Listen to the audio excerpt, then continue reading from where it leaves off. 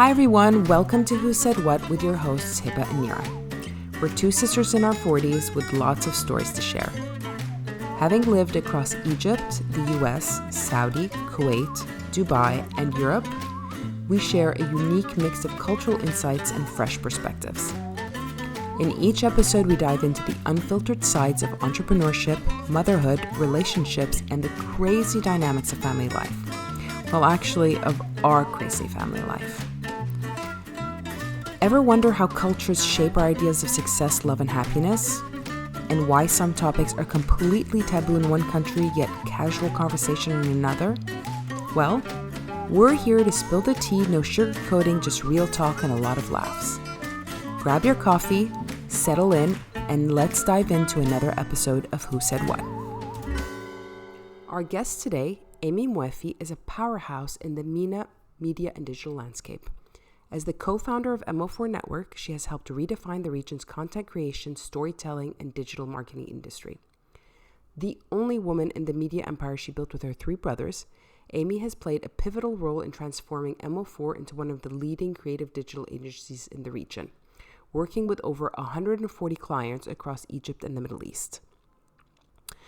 MO4 is behind some of the region's most influential digital media platforms, including Cairo Scene, Al Fasla, and Startup Scene, as well as high-profile campaigns that have shaped brand narratives across industries.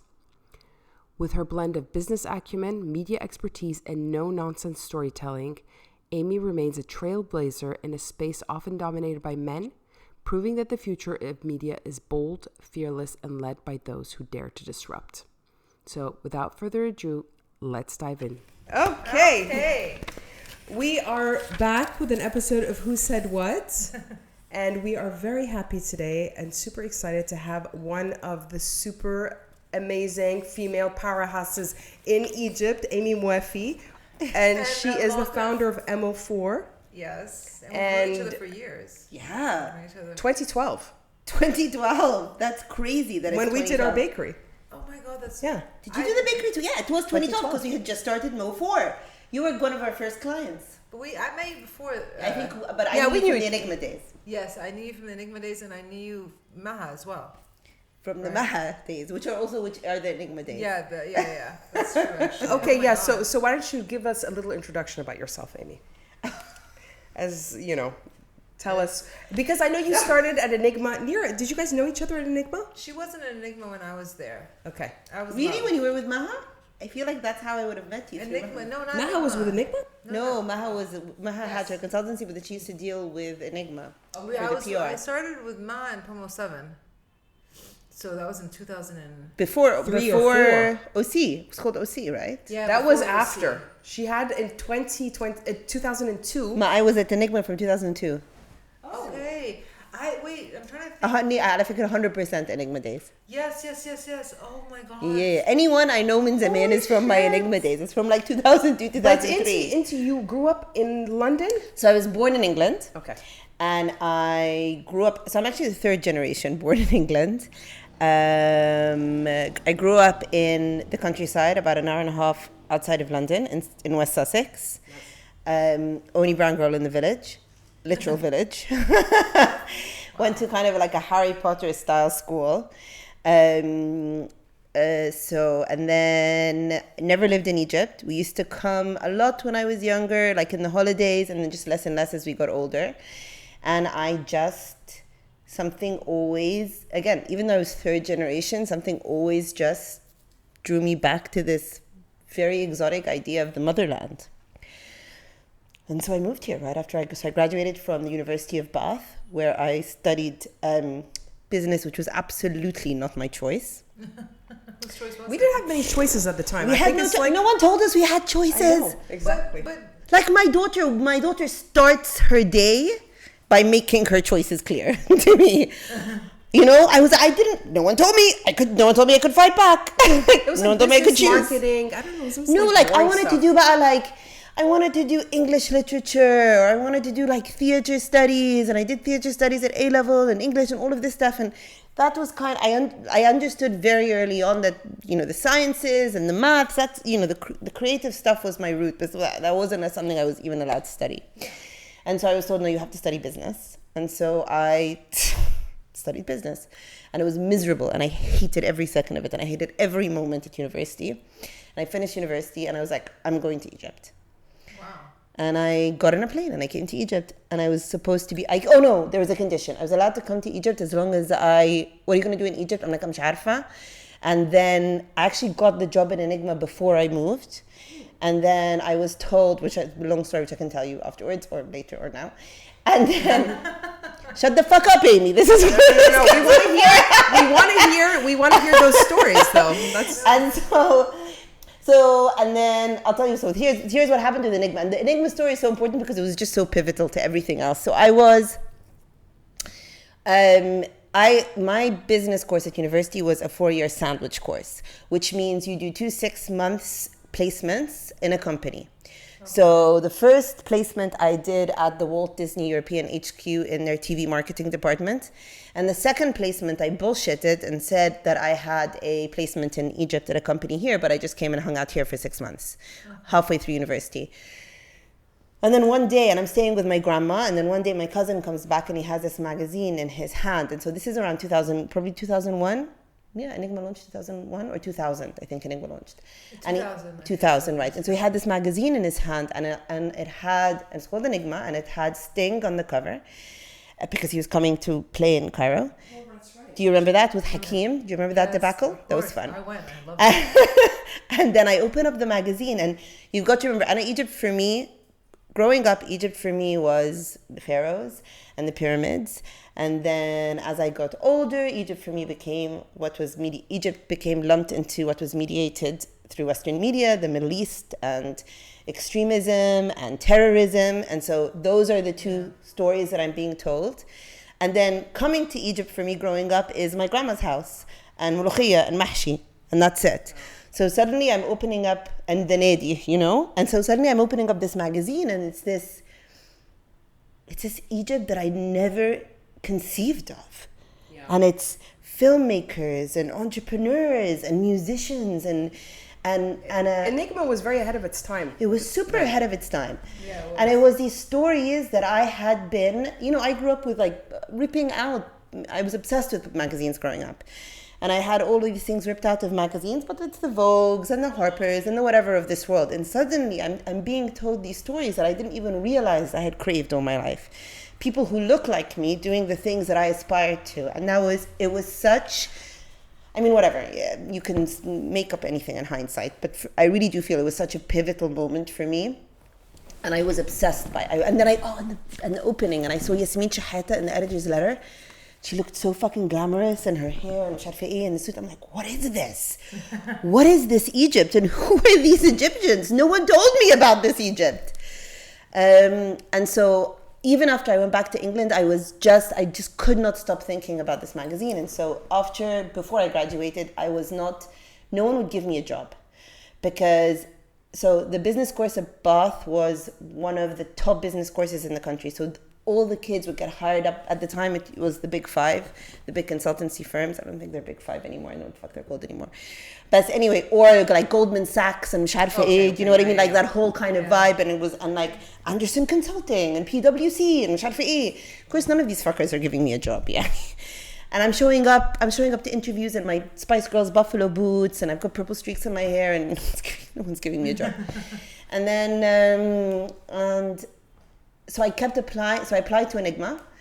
I sent something by email, I think. No one answered me. I kept calling the Cairo office from London. No one was answering. Eventually, I got an answer from a girl called Leila Jayusi. Yes, of course. Okay, who was at the time the deputy editor. Yes. And I must have sounded unhinged on the phone. She was like, okay, fax through your writing samples. I'm like, I'll fax through my writing samples. So I just faxed through reams of writing from my student did, I was on the student paper. And then they took pity on me, and Yasmin Shahata agreed to meet me in her London office in Piccadilly. Oh, okay, she had an office there. And so I went to the London office, and I told her I will do anything to work at this magazine. I will literally do anything.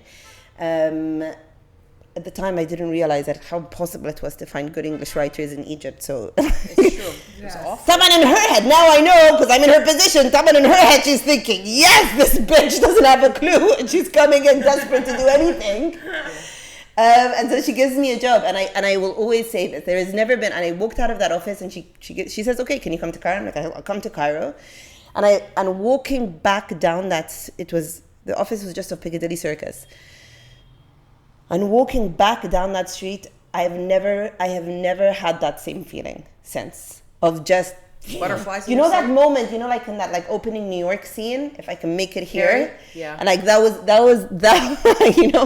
was my moment. I'm like, yeah, I fucking made it. I'm gonna be in a magazine. And those 10 years at Enigma were... You were there for 10 years? I was there for 10 years. They were I cannot have asked for a better place to be. And a better way to experience Egypt, and a better way to meet people, and a better person to work for or to work with. You know what I mean? Yasmin شحاتة هدوء الدنيا كلها. She's so classy, and she gave me the keys to the kingdom and let me run. And it was just the most extraordinary opportunity. And I'm so happy, because I see now that there's a lot of, I don't know if it's a generational thing, where people don't always understand the opportunities that they're being given. And how to really grab hold of those moments.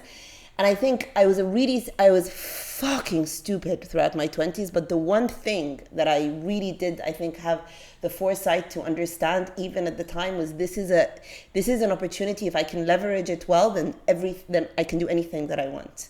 Mm-hmm. And I took those keys, and I was like, I will open all of these doors that I now have access to. And it was amazing, and I loved it. And of course, she published my book for me, which was, again, a once-in-a-million opportunity. Yeah, I remember the book. Yeah, that's true. And you did it part 2 of that book. I did do a part 2 of the book. I did do a part 2 of the book. Because I read that somewhere, but I didn't realize. I did a part 2 of the book. But it kind of fell into the slipstream, I think, because I'd already moved on and was doing other things by then. So, Inti, after 10 years at Enigma, you decided to do your own thing. What made you take the leap of faith and do that? I didn't take a leap of faith. So it was... So a couple of years earlier, do you remember when Shakira came to Egypt? Yes, I remember that. And it was a shit show with the ticketing. I don't know if you remember that. And it was a shit show in the pyramids, and it was one of those very early Was that you? That was not me. Wait. That was before. Do you remember we didn't really have an events ecosystem back then at this scale. It was right after, but it was shortly after Sting, wasn't it? No, it was a few years later. Long after Sting, I think. At the time, every event that happened would be chaos. Yeah. Yes. You know what I mean? Especially when it was at the pyramid. مش like دلوقتي احنا بقينا أساتذة يعني بس. Of course, I have to say that now. Partly due to you. God bless Egypt and the pyramids. So my brother Adam, so I have 3 younger brothers.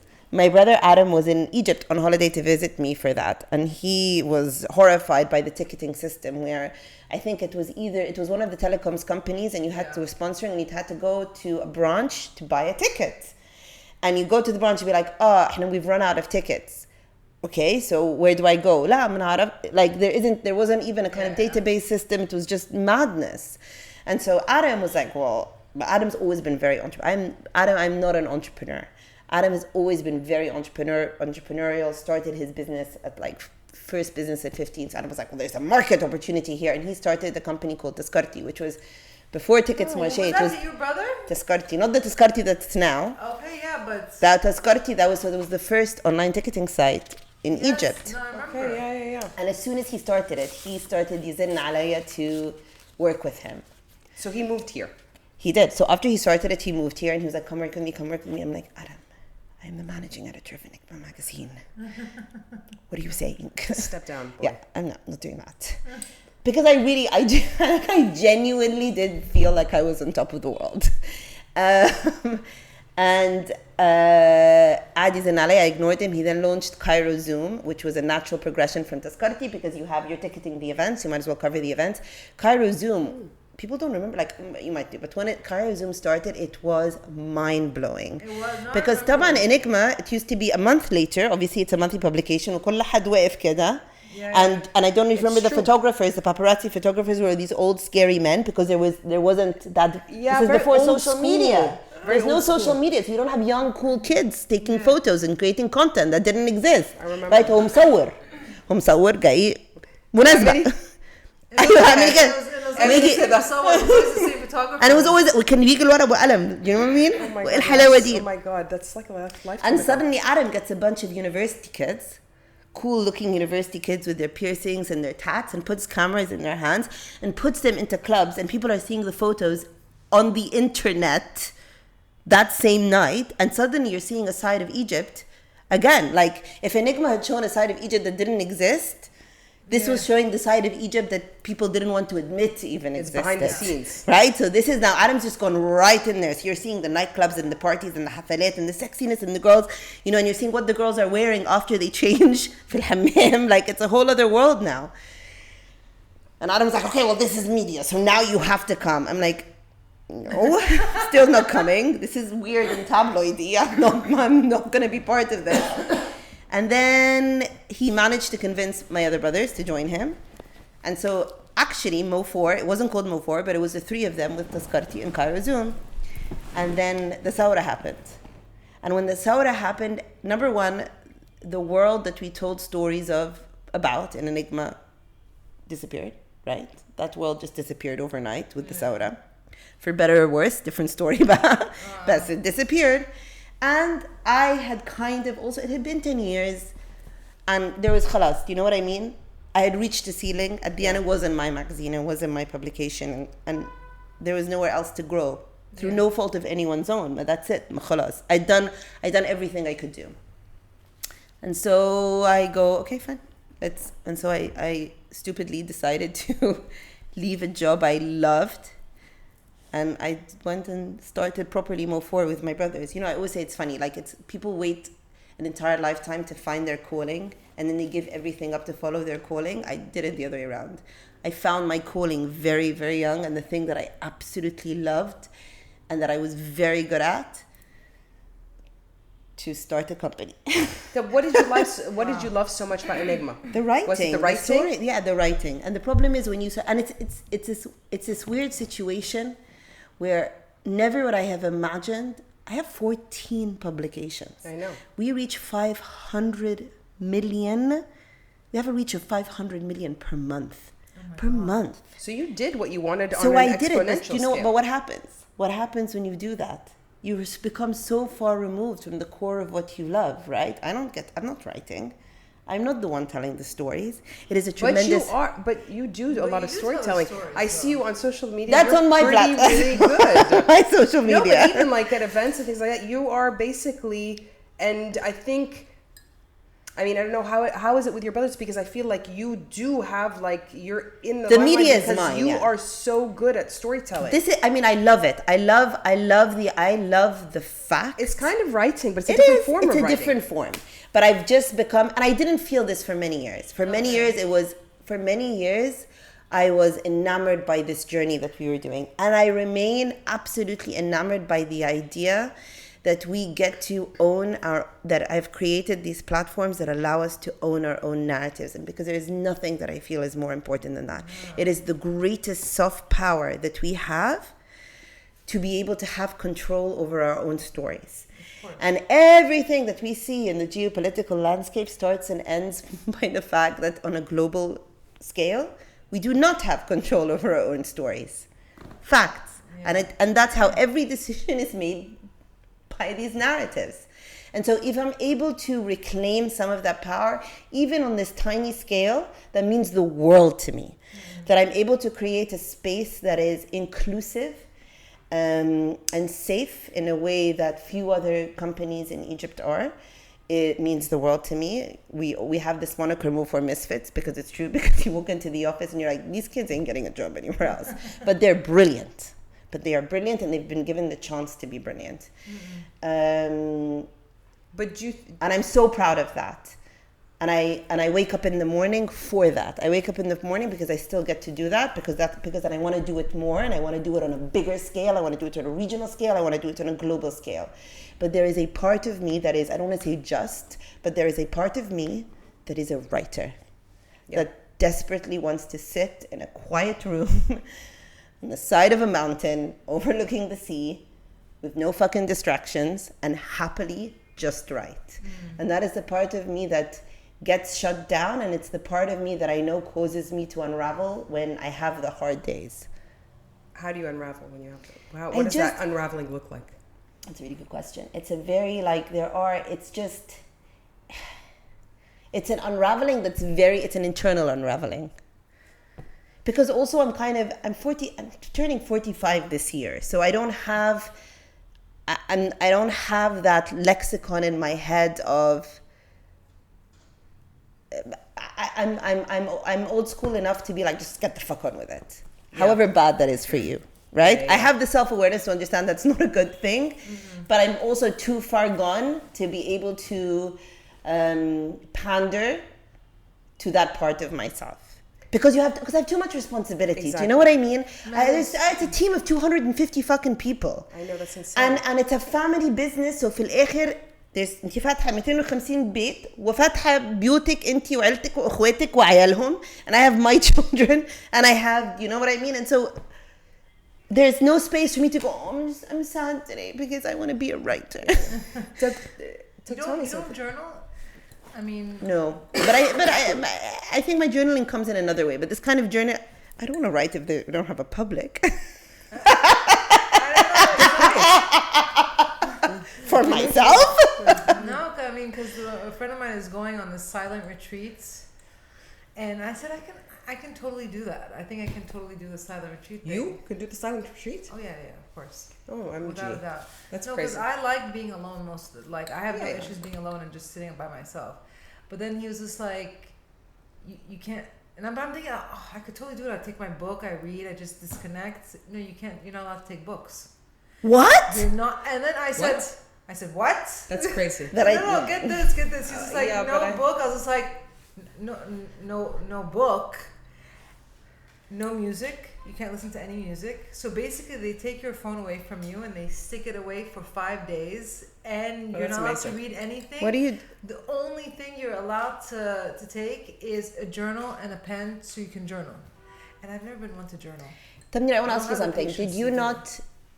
When you started Four Fat Ladies, so you had left the corporate world, and now you were pursuing your passion, right? And then you started Four Fat Ladies, and it started to grow. Did you not feel that detachment from doing the thing with your hand that you love to essentially having to run a business? Well, when I was because when we exited you, we hated. I have not baked right since I exited. But you know, I'll tell you, I was in the kitchen a lot of the times. I think the business, I don't know if it was the business or getting into partnership, or I'm not sure what it was, but I lost my passion for baking somewhere along the way before we exited, and it just became a job, and a job that I used to love doing, but I hated doing it because I felt that there was a disconnect from everybody around me in the business, and nobody was aligned on the same. Well, we weren't aligned on what we wanted, and it just became like grudging out, like doing stuff that is too expensive, so you can't do it. So you're like, okay, so it curbed my creativity. It's a dream killer. It fucked my creativity. Like all of a sudden, you start to think, all these other people are popping up and it's not my area of expertise, and then I started thinking I'm not good enough, and then my spirit was it killed my spirit and my passion for baking. And then when we got out of it, it took me, I think, a year to get back in the kitchen. I couldn't. I can imagine. It took me 2 years. I had PTSD after that experience. Took me, and I started doing little stuff again, and now I have my own business. I have another business. So, but now. And what's the difference now? I'm on my own. Right. I'm on my own. So it was the pressures from outside people who weren't necessarily aligned as opposed to the fact of the business, or is it because it's on your own so you can control the growth of it? Well, when it was with me and my sisters, it was fine. I think once we partnered up and you had two different frame of minds, and one person's looking at the bottom line and the other three people are looking at the quality, and just mismatched, you know what I'm saying? So it created tension between my sisters and I, which I didn't like at all, and it just seemed like there were these outside forces that I had no control over, but for some odd reason they were fucking up and controlling my life. Mm-hmm. Go ahead. I wanted to ask her. But so it was, but I'm back in the kitchen and I'm really, really happy actually. So it's regardless of what happened, it was such a good learning experience. But now I have like a phobia. So I started a new business, New Year's Wicked Whisk, and I'm really happy with it. And then somebody tried my cookies one time. They're like, "Do you want partners?" And I went, "Huh?" That's why I was like, "Do you want sponsors?" They're like, "No, no partners, no sponsors." I would love your cookies. You want an investor? And I'm thinking, That's kind of like when you were asking me about, Yeah. I don't want to Yeah, be, no, thank you, I'm good. When somebody tell me what to talk about, what to say, what not to say, Right? I don't like that. Oh, that's exactly what's going to happen. Yeah. But actually, on that note, I wanted to ask you, since you're partners with your three brothers, I wanted to ask how the is that? What's challenging about it? What's nice about it? And how was it early on? Like, did you have like is it smooth obstacles? sailing, or did you guys like? No, so the early days were horrifying because the early days were, we had absolutely no sense of the boundaries that differentiated when we were siblings and when we were partners.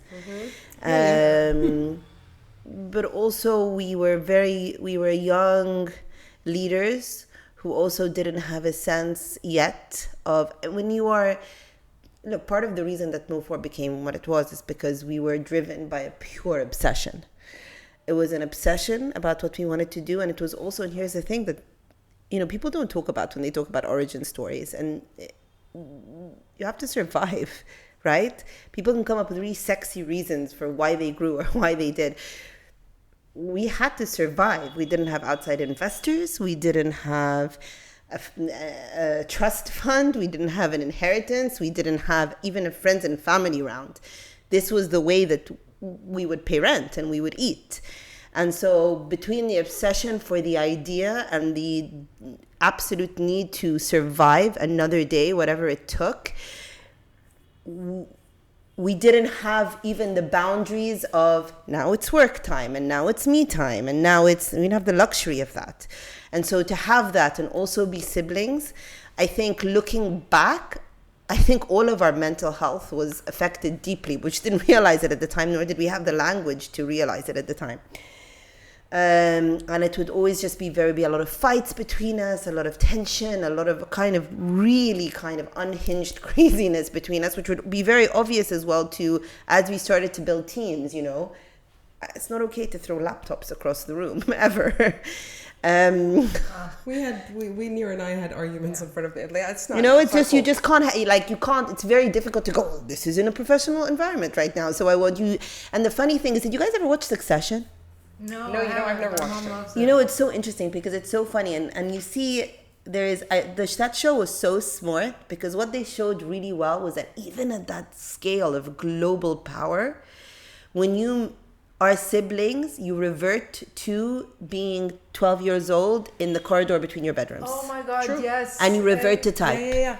And that was the most annoying thing. Like, sometimes I'd be sitting in a room and all of a sudden they start talking. I'm just like, why are you treating me like the younger fucking sister? I'm in the kitchen all the time. Because you are. You see? And I'm in the kitchen all the time. I'm working my ass off. And you're still treating me like a child in front of people that I don't know, that I don't give a shit about. Right. You know what I'm saying? So, and you know each other's triggers, and you know what you can, that word that's going to let someone blow up. And I was like, oh, so you guys were like us, like a little unfiltered. Oh, it was unfiltered and unhinged. And then we learned to work much better together. That was also how did you learn? Did you have like separate roles? As we grew.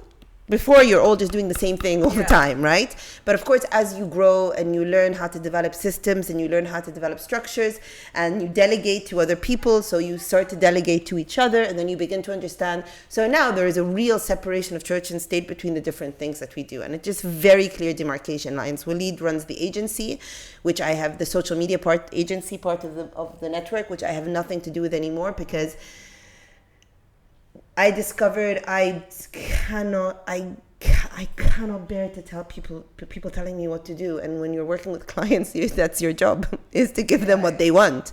And I would get so confused because I'm doing a much better job than you can do for yourself.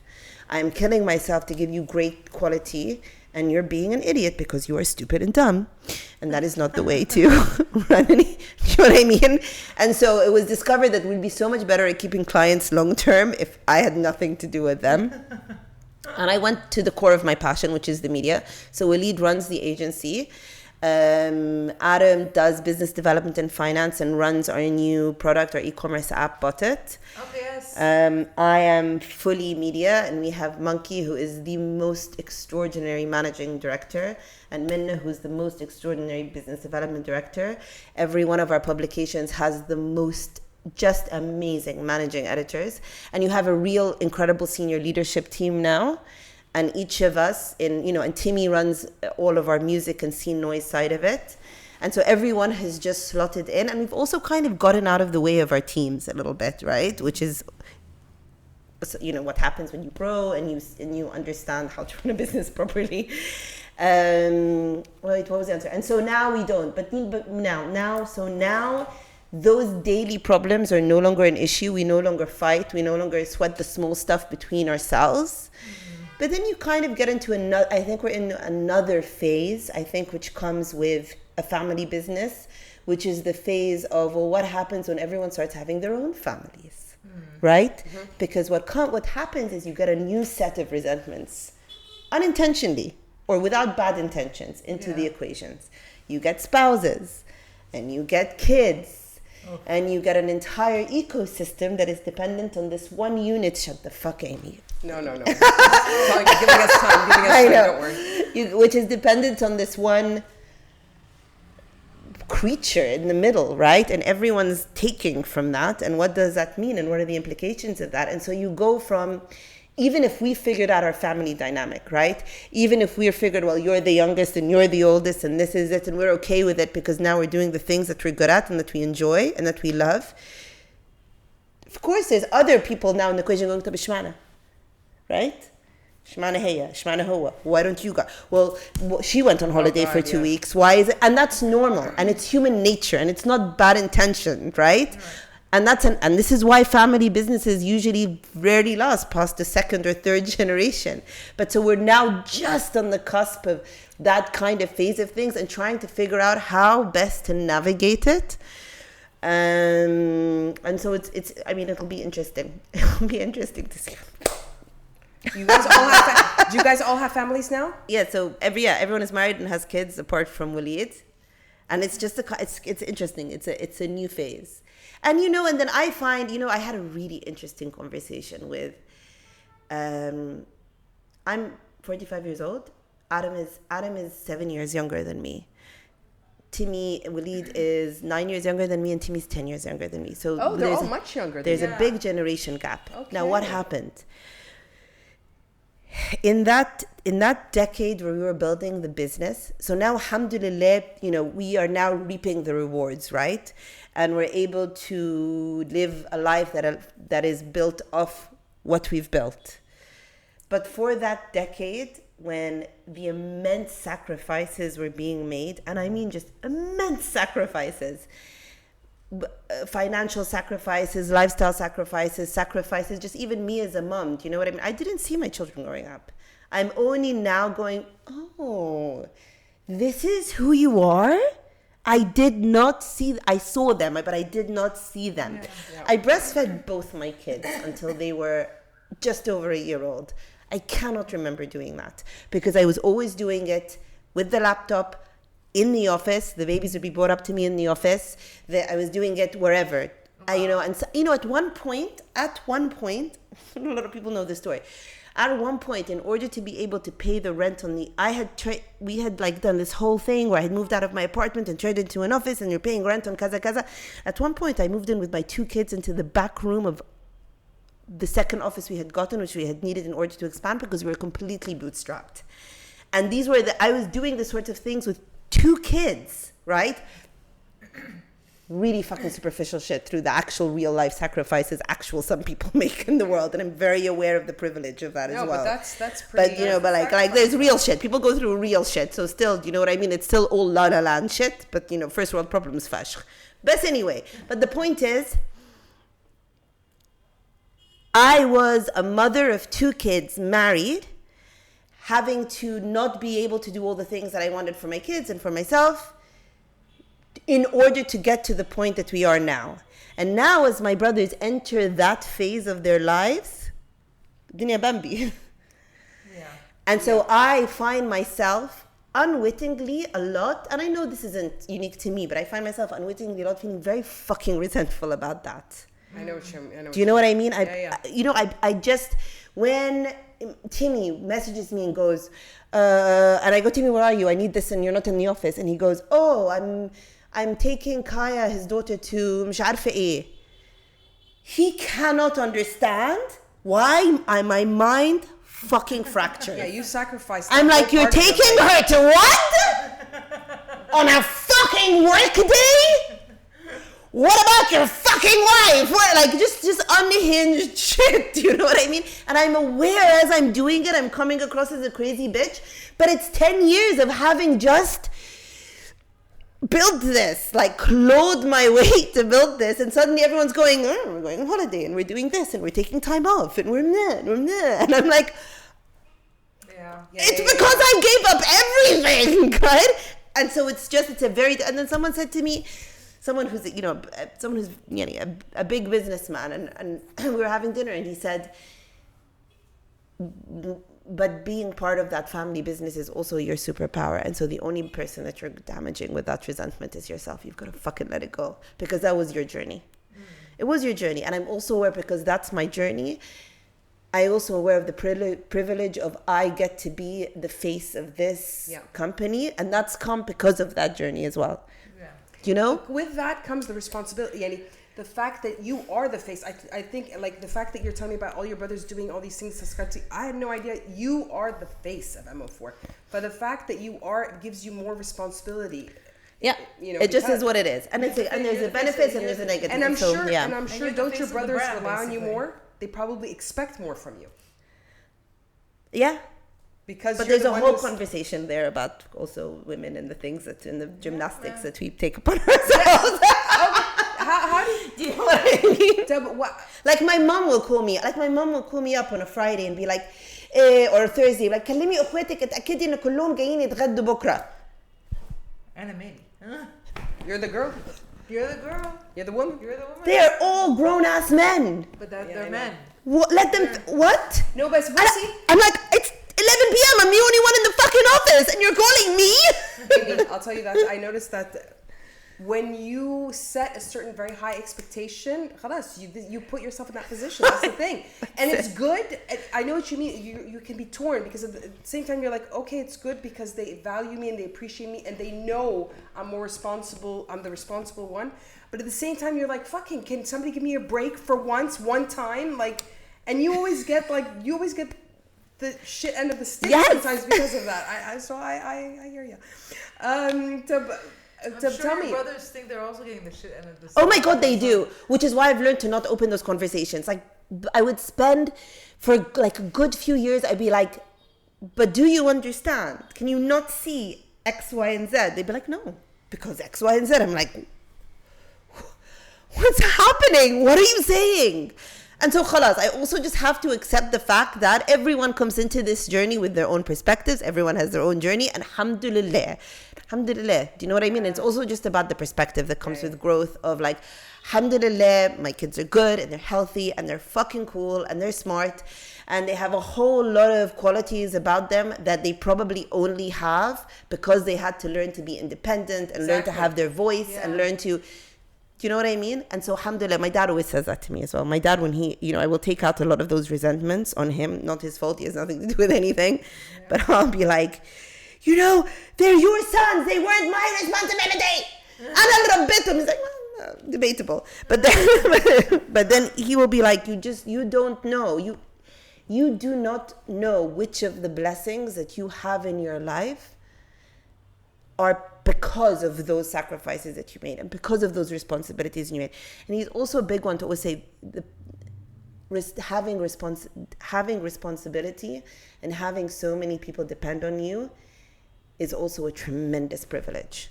And you've got to look at it. If you look at it as a negative, God will take those things away from you. And it is a privilege that is the people look to you in that way, and you get a lot of blessings because of it that you don't realize. And I just have to remind myself of that all the time when I actually just want to wake up in the morning and fucking kill them. Yeah. That's actually really good. Yeah. No, I completely agree with that. That's really good advice from your father. Words of wisdom. Yes. Words of wisdom. So, let's see.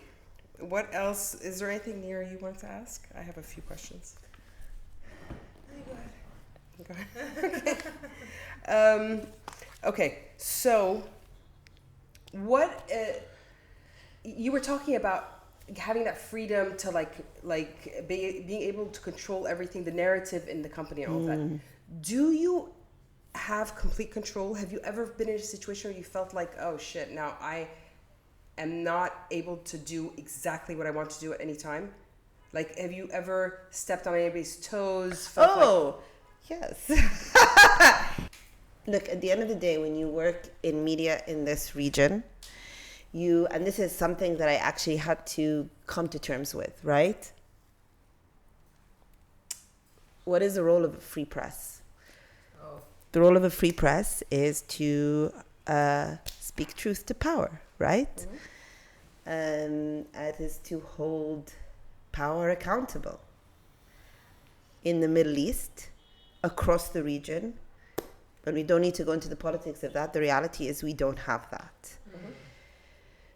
I have had to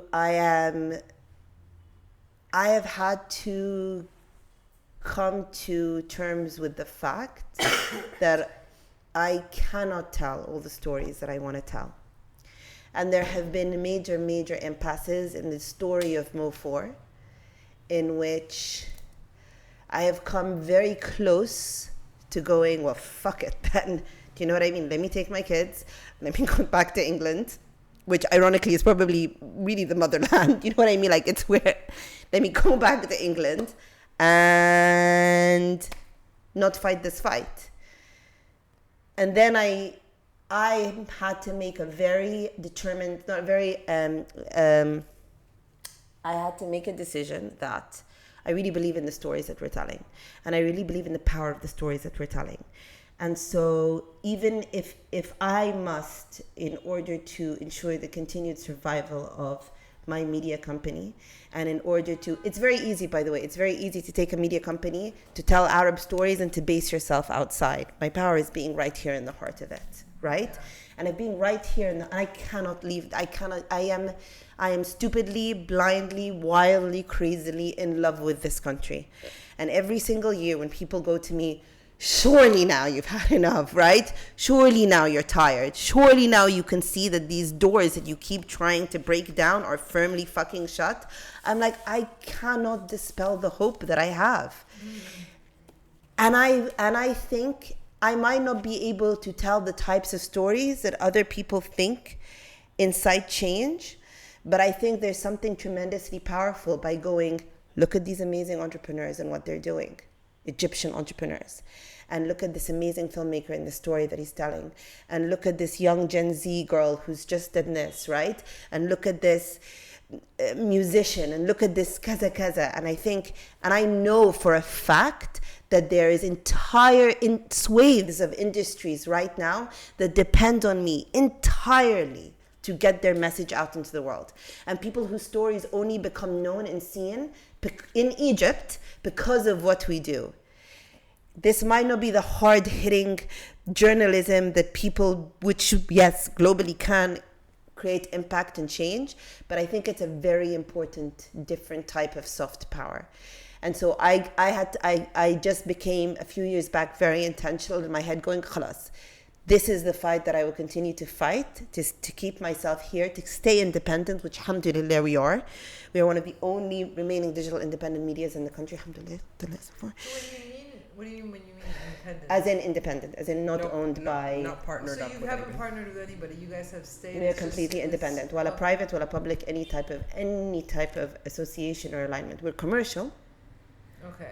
Right? We make our money through ads. That obviously affects any media. We're very careful. We are also the only one. Do you know, globally, of course, there's rules about having to showcase if piece of content is paid for, Regionally, there's rules around that. There's no legal rules around that in Egypt. So I am the only publication in the country who will literally put that ad right at the beginning of my stories if it's paid for content. Because I believe, number one, I need this content I need the paid content in order to deliver the unpaid content, but I also have to respect my reader enough to go, by the way, this is paid, but I'm still going to do my best to tell you a great story. Okay. But it was really hard to stay independent. And you stay independent by understanding that there are stories that you can't tell. And are they important stories? Yes, they are. But so are the other stories that I tell. Those stories are really fucking important. And they matter. And they make a difference. And I see now generationally, I see kids come up to me going, I didn't know, but now I know, thank you. I didn't know that I could do that. I didn't know I could be that. I didn't know I could do this in Egypt. I didn't know, do you know what I mean? And that means, and as a little Egyptian girl who grew up in England, who had no access to those stories, I'm telling the stories that I needed growing up, and I understand the impact that has. And that's why I continue to have hope, and that's why I stay, and that's why you know what I mean? Like, even though I just want to run away and be that writer on the mountainside, that's why that continues to be my why, is the power of those stories. Now with since you started in 2012, obviously it's shifted so much, social media and the digital landscape and everything.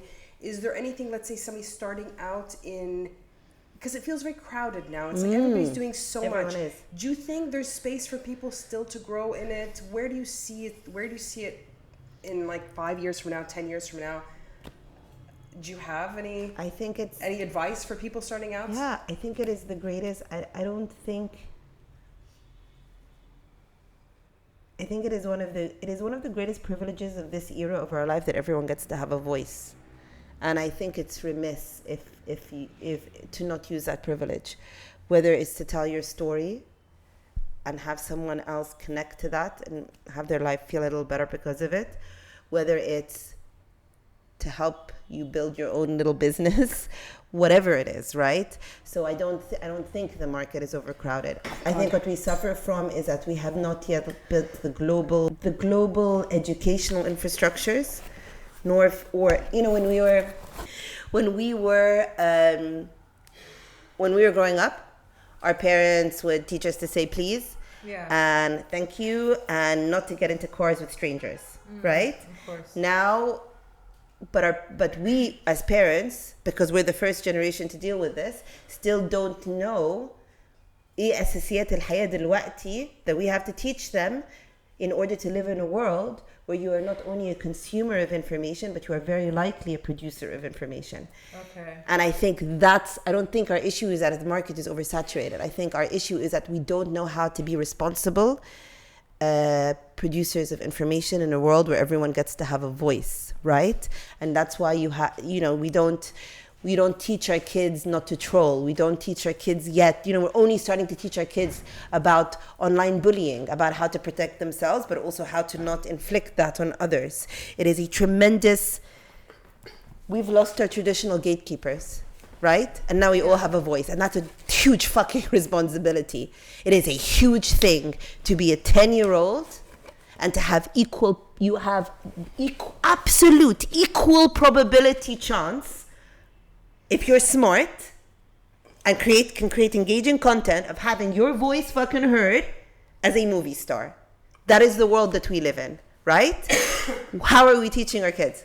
But what does that tell the other ones that don't like to be on social media and are not going to create? That's another thing of what we have to teach our kids, right? But these are all the things. If you're going to do it, here's how to do it responsibly. Here's how to put it out responsibly. Here's how to receive it responsibly. And here's how to understand that you don't need to be a part of it. And none of us have that shit figured out. The geopolitical global ecosystem doesn't have it figured out. We're closing TikTok down. We're keeping TikTok open.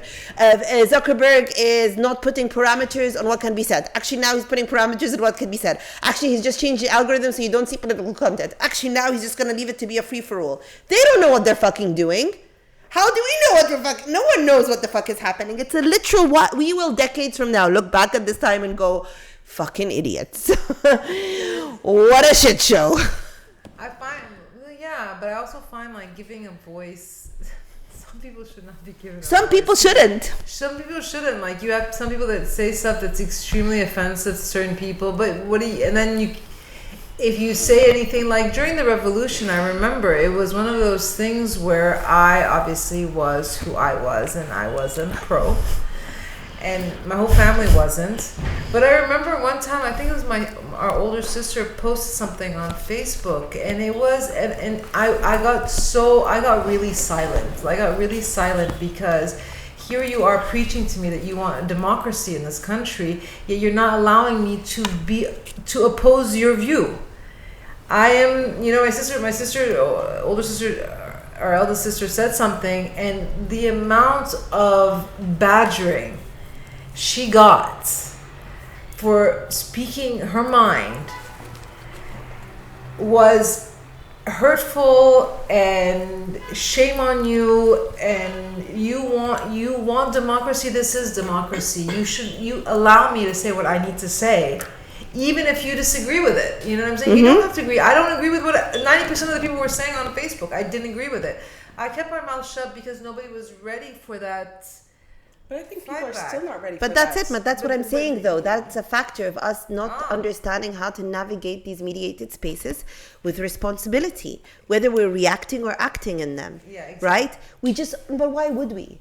Why would we? Guys, I remember starting my Facebook. I was an adult drinking a cappuccino in a coffee shop the day I started my Facebook account. This is not history for me, right? Why the fuck should we know any better? No one knows any better. And it is a mess. But I just think now, so just to answer your question, like I was saying, I don't think it's saturated. I think it's just a little messy right now. And I think we will figure it out. Because also, humanity has a habit of looking at the now and thinking, television's going to kill us, and Sharfi is going to kill us, and the planes are going to kill us, and everything's going to kill us. This is not going to kill us. Yeah. AI is not going to eat us. Actually, the AI might probably eat us. Every time everybody's like, ChatGPT, AI, that kind of freaks me out. But like for parents, because thank God I'm not a parent. Because you make good life choices. It was a wise decision. The other thing about social media, as a parent, I would be freaked out not about the message that my kids are putting out there, but by the people that are messaging my kids. Because the pedophiles and the my kids aren't on social. My kids are not on social, and I will not. My kids will not be on social until my daughter is turning 13. My son is 11. I will not allow them near that shit until they're 16, which is ironic, I know. And I saw there's these fucking WhatsApp parents groups, but at school. And then there was some debacle around Sharfi and some kid and TikTok. And I was like, the kids on TikTok? And it was the first and only time that I went into the school and I said, someone needs to take control. Someone needs to take on someone needs to take control and just encourage some class-wide ban on this shit. Kids cannot be on social media. It is worse than drugs. It is worse than alcohol. It is worse than fucking cigarettes. Yeah, I would rather they smoke a fucking cigarette than drown in a vortex on TikTok. I was just saying that one of the pediatrician was saying she prefers her kids to smoke than to actually be on social media, because when you smoke, if you quit smoking, your lungs will regenerate.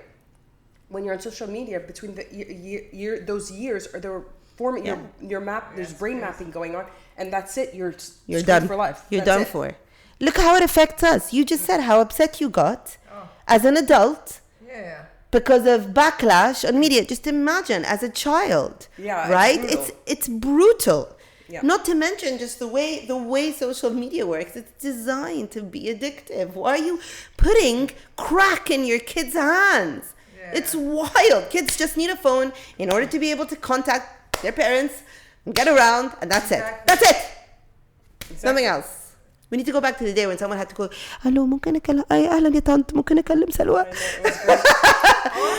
You remember how scared you'd be if a parent answered and you'd put on your best voice? Or the first Nokia phones, you'd have to press that shit 3 times to get to the letter. I remember I was the last person to get a cell phone, and I swear when I'd give people my home number, I would never get a call back. Because they literally, the guys at 20, 22, they don't want to answer and be like, مساء الخير يا طنط ممكن أكلم. They just don't. Imagine that is hilarious. That's how the guys used to be like. I know. مساء الخير يا طنط أخبار حضرتك إيه؟ طب It was just, of course, it was awkward. It was one of those things. But it protected you. You have to take, if you wanted to have a private did. conversation, you'd have to take the phone into the room with the fili ala al-silk. Yeah, and you'd sit in the middle of the night, you'd crawl, creep, and be in the middle of the night for like hours on the phone with your boyfriend, or like stupid shit. You just fall asleep on the phone. Like, what are we doing, man? It's so stupid.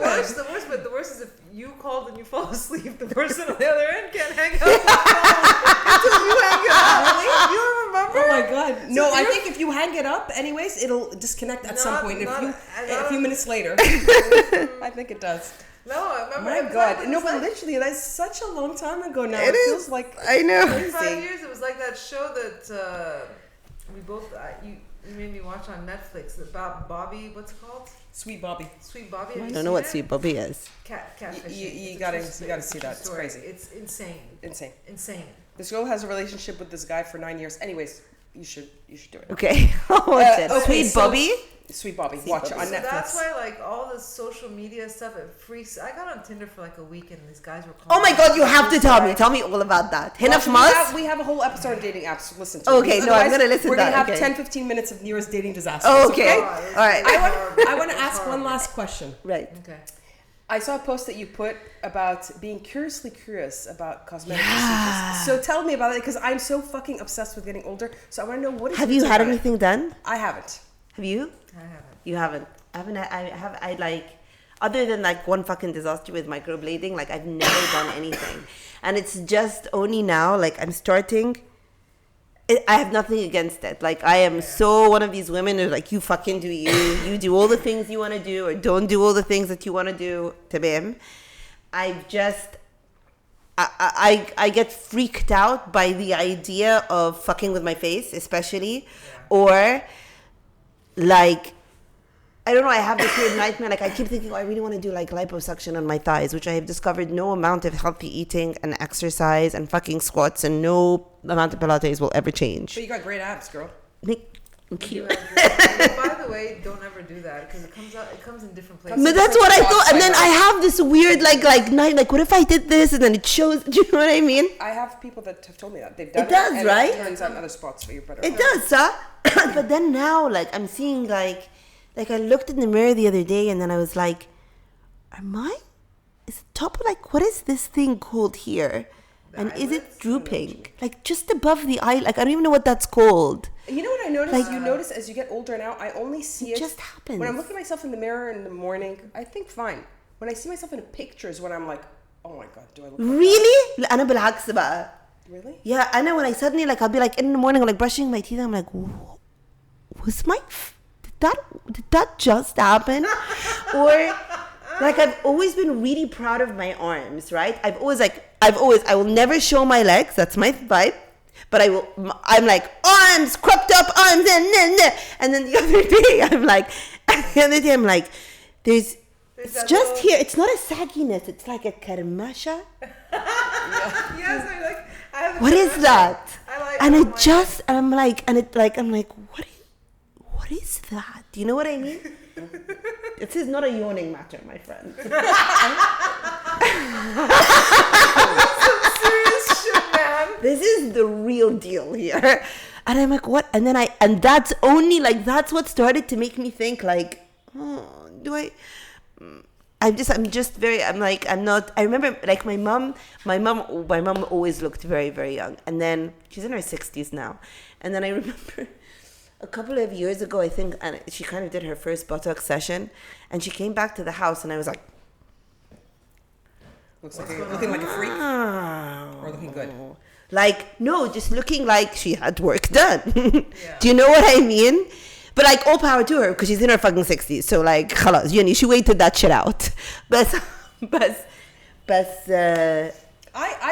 I did once 4 or 5 years ago. I asked the guy, I told him, I usually go regularly to take off the like blemishes, the pigmentation. Okay, things like that. yeah. So it's more uniform, which is fine. But when I was there, I was like, I told him, I said, Bus, and I'm getting a little bit older. If I was thinking, is there anything you recommend to do to look like really natural? As every day doesn't look natural here. I'm thinking like J-Lo. I mean, she doesn't do anything. She doesn't do anything, but I'm just thinking kind of J-Lo. And then he tells me, Beyonce, whatever. And he tells me if I tell them I don't need much, right? قال لي لا انت look at لا انت محتاجة حاجات. This is what they do. So I told him, I looked at him like this. I said, okay, I'll try something, but very, very mild. فقال لي okay, هعمل لك حاجة the most mild thing. He injects something, oh my God. and I hear a crack.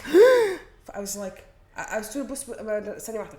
I think I'm allergic to this because I hear a crack. ما ده اللي كويس عشان بعملها في البون. I said, what? Anyways, long story short, nobody noticed because I told him to do it when he did that, I said no more. And he just adjusted the other side, to do the same. But nobody noticed. It was really not noticeable. And at the same time, I noticed it looks like if I've slept well for a week, because you're at our age now, when you sleep well, you're like a different human. I know. You look like a different human being. But when I sleep well for a week, I look rested. It looked like that, so I never did it again. I said, I don't want to. I prefer to age naturally, but I'm not completely against cosmetic surgery. Yeah. Like at some point, I think I will want a mini facelift or something like that. Yeah, I think the time will come, but I'm okay for now. I also think it's an amazing thing. Speaking of J-Lo, I also think it's an amazing thing that we're women coming into this age of our lives, and we have fucking J-Lo running around. I know, and these women that look. Do you know what I mean? People, it's filters. But still, you say that, but she's on stage. Do you know what I mean? She's coming. Do you know what I mean? At the end of the day, this woman's nearly like in her 50s. Okay, the only person I feel like needs to like retire is Madonna. And I love Madonna. Yeah, but she's done some crazy shit. I love Madonna, but I'm like, woman, khalas. But I'm sorry, actually, I have away. to say, J-Lo, but I went to Madonna's concert, the MDMA concert, that was in 2012. So how old was she back then? Same age as J-Lo now, right? Mm-hmm. She looked great then.